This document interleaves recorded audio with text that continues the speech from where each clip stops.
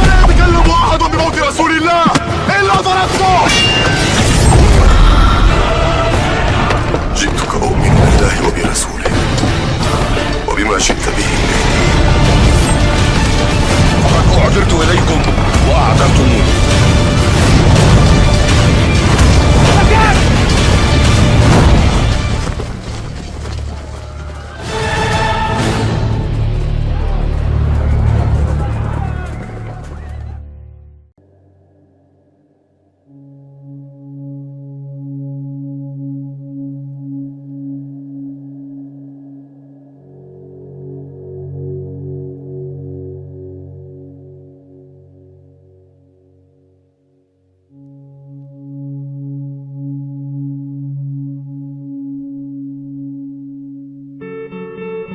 Dalam catatan berbagai kitab dan riwayat keislaman, kemunculan sosok yang dikenal sebagai Imam Mahdi telah lama menjadi topik pembahasan yang penuh harap sekaligus misteri.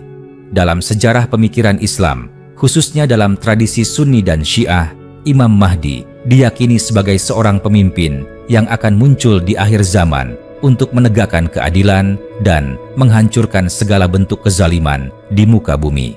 Namun demikian, pertanyaan mengenai kapan tepatnya Imam Mahdi akan muncul merupakan salah satu pertanyaan yang belum pernah dijawab secara pasti oleh teks-teks agama maupun para ulama, karena waktunya dirahasiakan oleh Tuhan. Dalam berbagai hadits yang diriwayatkan oleh para sahabat Nabi Muhammad, disebutkan bahwa Imam Mahdi akan muncul di masa ketika umat manusia berada dalam keadaan penuh kekacauan. Akan terjadi kerusakan moral yang sangat parah, ketidakadilan merajalela, dan dunia dipenuhi oleh kezaliman dari para penguasa yang zalim serta peperangan yang menghancurkan peradaban. Pada masa itu, umat Islam akan tercerai-berai, tidak bersatu, dan mengalami kemunduran dalam berbagai aspek kehidupan, baik secara spiritual maupun sosial politik.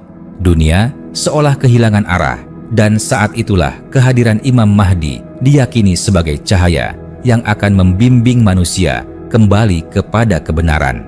Dalam narasi yang berkembang, Imam Mahdi disebut sebagai seorang lelaki dari keturunan Nabi Muhammad, tepatnya dari garis keturunan cucunya yang bernama Hasan atau Husain, tergantung pada versi mazhab yang diikuti. Ia akan bangkit dari timur atau dari kawasan Jazirah Arab di tengah situasi dunia yang sedang kacau. Banyak hadits yang menyebutkan bahwa tanda-tanda kemunculannya akan diawali dengan munculnya bintang berekor, gempa besar di Timur Tengah, kerusuhan di Mekah dan Madinah, serta kematian besar-besaran akibat peperangan. Namun, yang perlu dipahami adalah bahwa tidak ada satupun teks sahih yang menyebutkan tanggal atau tahun pasti kemunculan Imam Mahdi. Bahkan, Nabi Muhammad sendiri menyampaikan dalam hadits-haditsnya bahwa kemunculan Imam Mahdi adalah rahasia Tuhan yang hanya akan terjadi ketika seluruh syarat dan takdir telah terpenuhi. Para ulama pun bersikap hati-hati dalam menafsirkan tanda-tanda tersebut karena banyak sekali prediksi yang keliru dan tidak terbukti sepanjang sejarah Islam. Kemunculan Imam Mahdi juga sering dikaitkan dengan munculnya tokoh besar lain yang dikenal sebagai Dajjal, seorang penyebar fitnah terbesar dalam sejarah manusia. Dalam rangkaian peristiwa akhir zaman, Imam Mahdi akan menjadi sosok yang memimpin umat Islam dalam perlawanan terhadap Dajjal sebelum akhirnya bergabung dengan turunnya Nabi Isa untuk mengalahkan kejahatan tersebut secara tuntas. Maka, dari itu, kemunculan Imam Mahdi bukanlah sebuah peristiwa tunggal, melainkan bagian dari rangkaian besar yang telah digariskan dalam eskatologi Islam. Banyak orang dari masa ke masa mencoba menebak-nebak kapan Imam Mahdi akan datang. Bahkan, beberapa di antaranya mengaku sebagai Imam Mahdi. Akan tetapi, sejarah membuktikan bahwa semua pengakuan tersebut tidak disertai dengan bukti yang kuat, dan akhirnya tidak mendapatkan pengakuan dari mayoritas umat Islam. Ini menunjukkan bahwa Imam Mahdi yang sesungguhnya tidak akan muncul karena desakan situasi politik atau ambisi pribadi, melainkan karena ketetapan ilahi yang datang pada waktu yang telah ditentukan oleh Tuhan, di luar jangkauan perhitungan manusia. Oleh karena itu, umat Islam dianjurkan untuk senantiasa memperbaiki diri, meningkatkan iman dan amal saleh, serta selalu siap dalam keadaan apapun, tanpa harus terobsesi pada waktu kemunculan Imam Mahdi. Sebab, yang terpenting bukanlah mengetahui kapan Imam Mahdi akan muncul, tetapi bagaimana mempersiapkan diri untuk menjadi pengikut yang layak ketika saat itu tiba. Sebagai penutup, kapan tepatnya Imam Mahdi akan muncul adalah rahasia besar yang hanya diketahui oleh Tuhan. Tidak ada manusia, baik ulama, ahli tafsir, maupun pemimpin rohani yang mampu memastikan waktunya. Yang pasti, ia akan datang ketika dunia benar-benar membutuhkannya, pada masa di mana keadilan telah sirna dan manusia rindu akan kepemimpinan yang adil dan benar. Dalam berbagai narasi yang beredar, terdapat juga pandangan bahwa sebelum kemunculan Imam Mahdi, umat manusia akan mengalami masa-masa yang sangat gelap dalam sejarahnya. Periode ini bukan hanya ditandai oleh keruntuhan nilai-nilai moral, tetapi juga oleh krisis kemanusiaan yang melanda berbagai belahan dunia.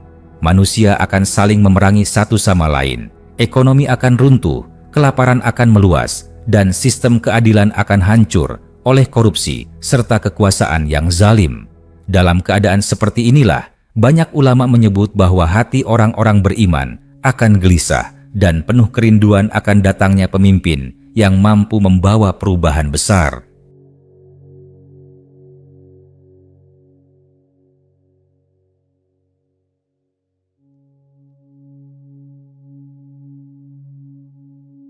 Imam Mahdi digambarkan sebagai seseorang yang awalnya tidak dikenal oleh publik, bahkan ia sendiri disebutkan tidak menyadari bahwa dirinya adalah Sang Mahdi hingga Allah memberikan ilham dan petunjuk kepadanya.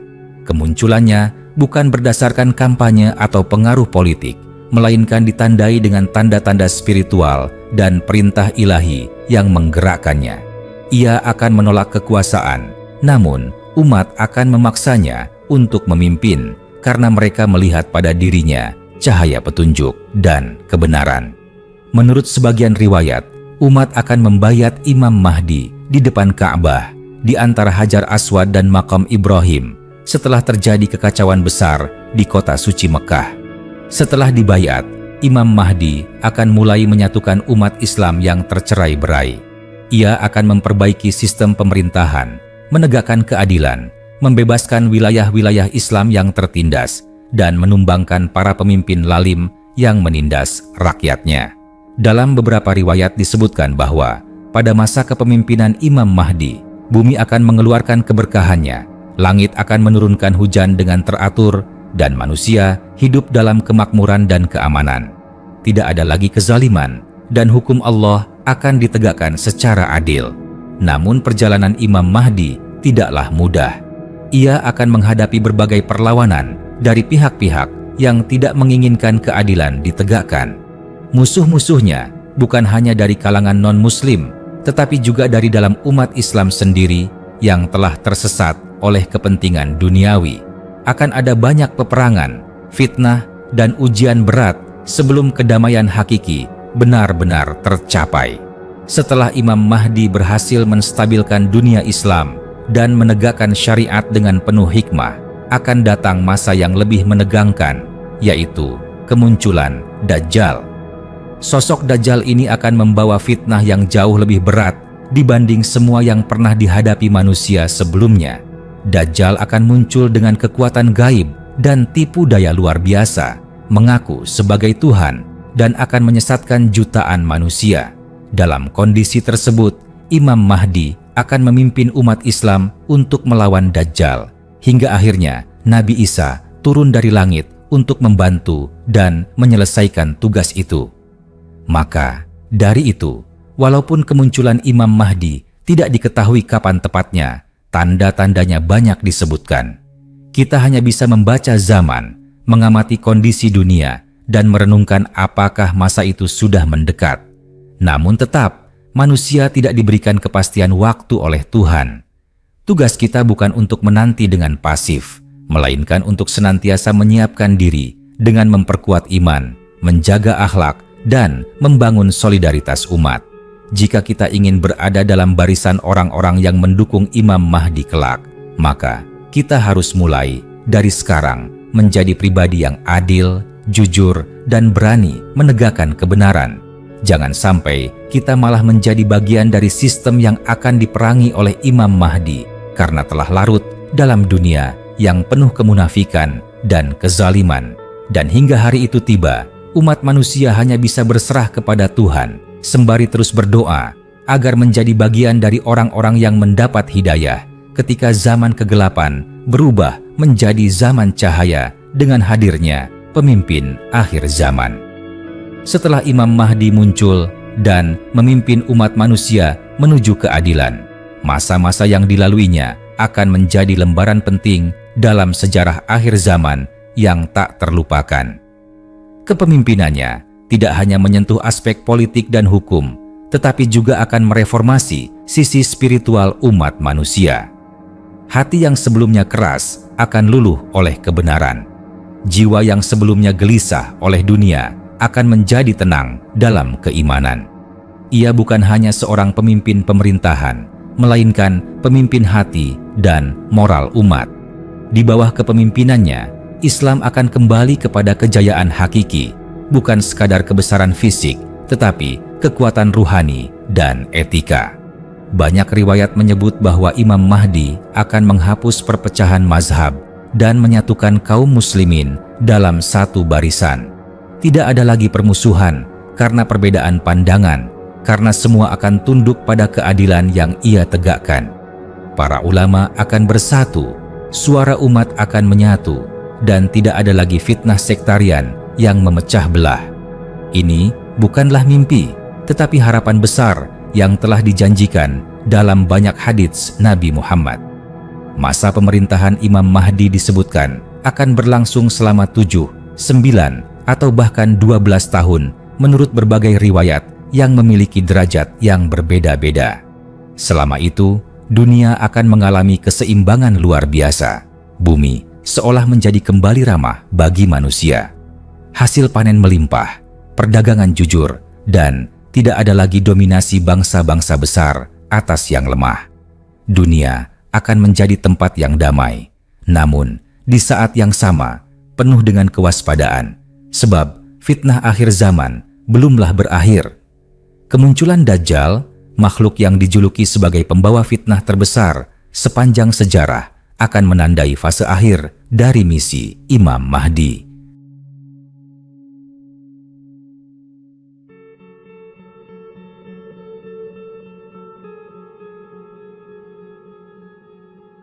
Dalam riwayat disebutkan bahwa Dajjal akan menyebar kebohongan luar biasa, mengendalikan sistem ekonomi dunia, bahkan mampu memanipulasi realitas dengan kekuatan ilusi dan teknologi yang sangat menipu. Banyak orang akan terperdaya, termasuk sebagian orang yang sebelumnya beriman, karena godaannya sangat kuat. Hanya mereka yang memiliki keimanan sejati yang akan selamat. Dalam masa genting itulah, Imam Mahdi akan memimpin pasukan kebenaran dan membentengi umat dari tipu daya Dajjal. Ia akan mengorganisir kekuatan spiritual dan fisik untuk bertahan. Lalu, dalam puncak krisis, akan turun sosok yang selama ini dinanti-nanti umat Islam dan Kristen, yaitu Nabi Isa, putra Maryam. Kedatangan Nabi Isa akan melengkapi perjuangan Imam Mahdi. Keduanya akan bersatu, tidak saling memimpin, tetapi saling melengkapi. Imam Mahdi memimpin sebagai imam, sedangkan Nabi Isa akan berperan sebagai pendukung utama yang membunuh Dajjal dan memulihkan ketertiban global. Setelah Dajjal dikalahkan, dunia akan memasuki masa yang sangat diberkahi. Tidak ada lagi peperangan, tidak ada lagi fitnah besar, dan semua agama akan tunduk pada satu kebenaran, yaitu ketauhidan. Islam akan menjadi agama yang merangkul seluruh umat manusia, bukan dengan kekerasan, tetapi dengan cahaya kebenaran yang tak terbantahkan. Setelah tugasnya selesai, Imam Mahdi akan wafat sebagaimana manusia pada umumnya. Tidak ada yang tahu pasti bagaimana ia akan meninggal, namun umat akan kehilangan sosok yang selama ini mereka rindukan.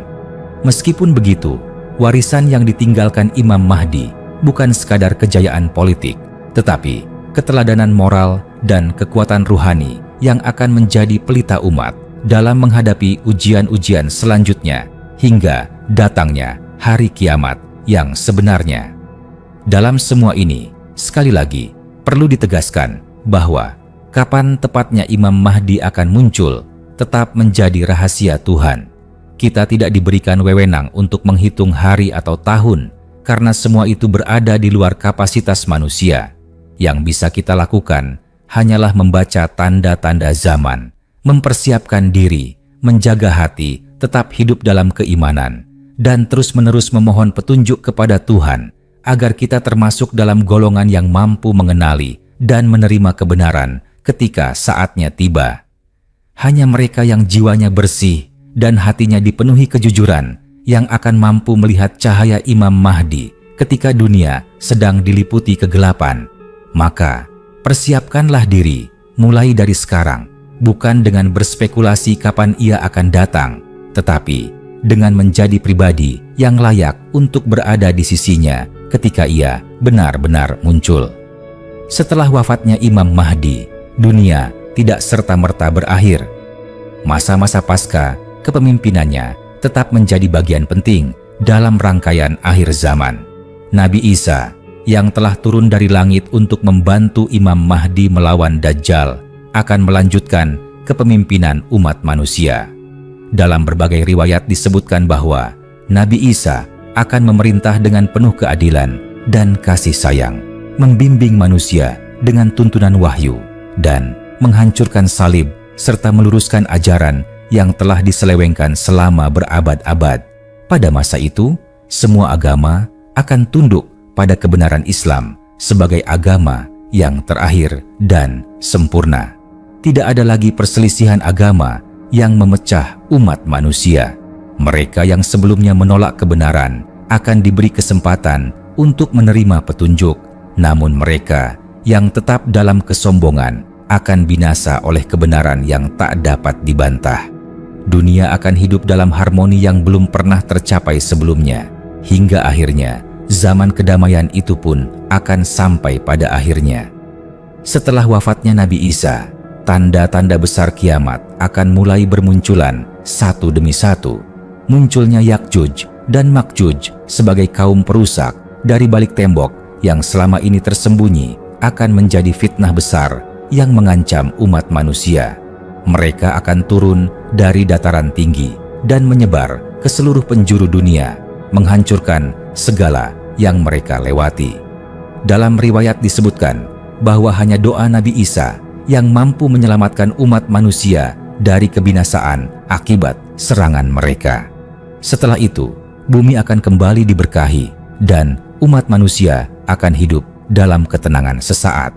Namun, waktu terus berjalan dan manusia kembali larut dalam kesenangan dunia. Lama-kelamaan, kebenaran akan mulai ditinggalkan sedikit demi sedikit. Al-Quran tidak lagi dihayati, bahkan akan diangkat dari dada manusia dan dari mushaf-mushaf. Masjid-masjid masih berdiri, tetapi kosong dari ruh ibadah. Orang-orang akan kembali kepada kebodohan dan perbuatan keji merajalela. Di masa itulah akan muncul tanda-tanda kiamat besar lainnya, seperti terbitnya matahari dari barat, munculnya binatang melata dari bumi, dan kabut besar yang menyelimuti dunia. Semuanya itu adalah pengingat terakhir sebelum dunia ini benar-benar dihancurkan. Terompet sangkakala akan ditiup, seluruh makhluk akan binasa, dan alam semesta akan mengalami kehancuran total.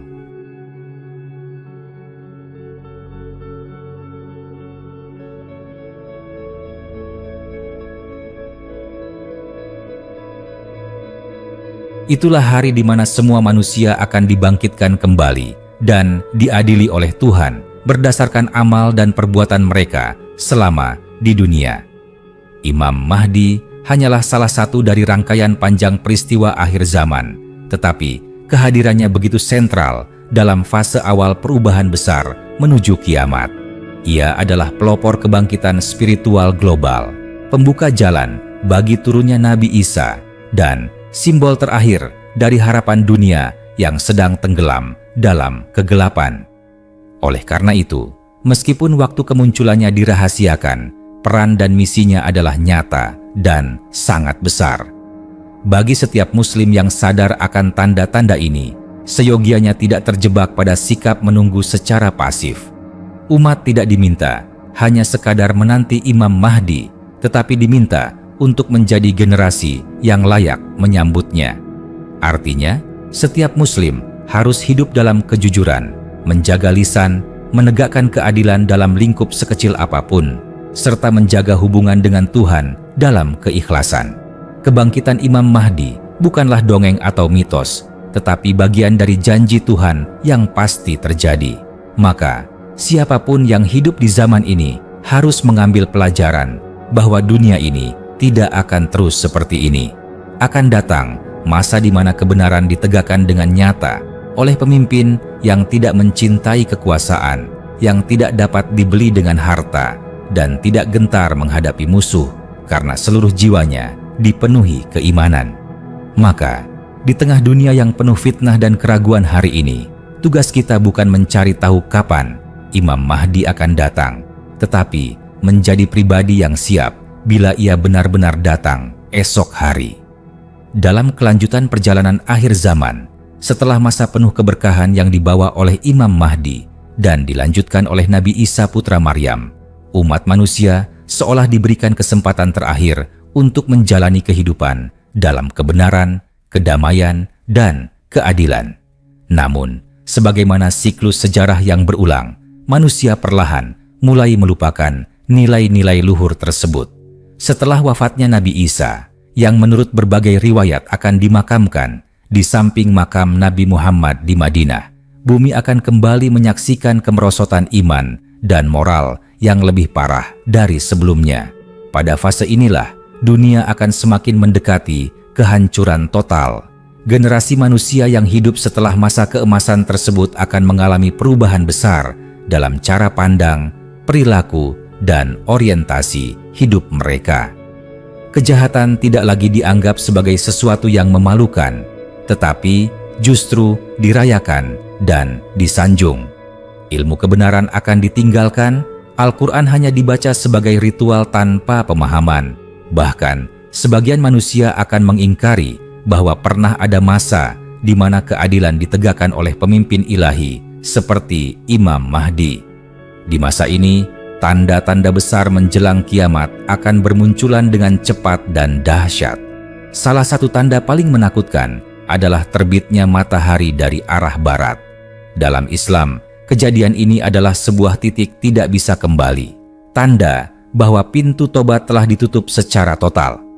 Siapapun yang baru ingin beriman setelah kejadian itu tidak akan lagi diterima keimanannya. Ini menjadi penanda bahwa fase penentuan telah selesai. Waktu untuk memilih jalan hidup sudah berakhir. Kemudian muncul pula binatang besar dari perut bumi yang dikenal sebagai Dabbatul Ard. Ia akan berbicara kepada manusia, memberi tanda pada orang-orang yang beriman dan yang kafir sebagai penegasan akan kebenaran ajaran Tuhan yang selama ini mereka dustakan.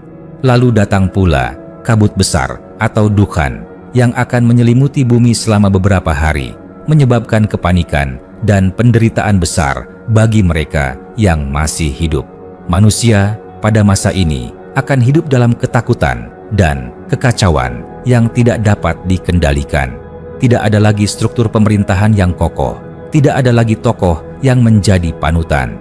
Pemimpin-pemimpin dunia hanya akan mementingkan kekuasaan sesaat, dan umat manusia hidup seperti gerombolan tanpa arah. Mereka menjadi makhluk yang kehilangan nilai kemanusiaan, saling menganiaya, dan memperdagangkan sesama demi bertahan hidup. Kehidupan berubah menjadi kekacauan total. Di penghujung fase inilah, malaikat Israfil akan meniup sangkakala pertama. Tiupan ini akan menghancurkan segala yang hidup. Gunung runtuh, laut meluap, bintang-bintang berguguran, dan langit terbelah. Semua makhluk akan binasa. Tidak ada satupun yang selamat kecuali mereka yang dikehendaki oleh Tuhan. Dunia akan sepi, sunyi, hancur total, dan alam semesta akan berhenti berfungsi seperti yang kita kenal. Setelah jangka waktu yang tidak diketahui, tiupan kedua sangkakala akan membangkitkan seluruh manusia dari kubur mereka. Inilah saat di mana hari pembalasan dimulai. Semua manusia dikumpulkan di padang mahsyar dalam keadaan tanpa pakaian dan tidak membawa apa-apa kecuali amal perbuatan mereka. Buku catatan amal akan dibuka dan tidak ada satupun perbuatan yang luput, baik yang besar maupun sekecil debu.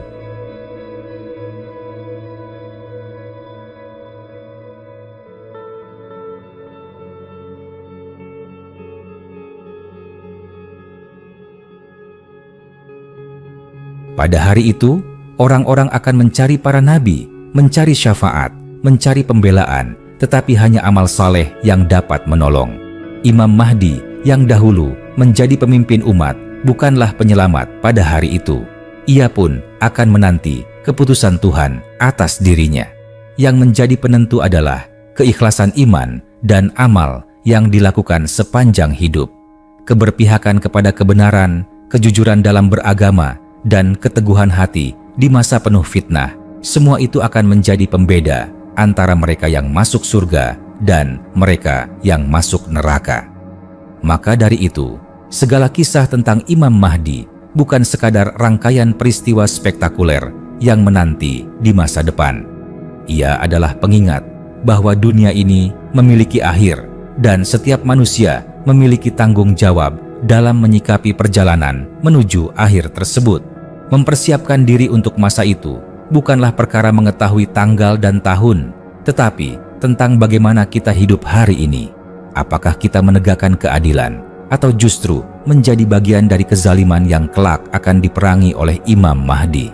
Dan bagi mereka yang saat ini hidup, membaca kisah dan tanda-tanda ini bukan untuk menakut-nakuti, tetapi agar menjadi lebih sadar bahwa waktu terus berjalan dan ajal tidak menunggu akhir zaman untuk tiba.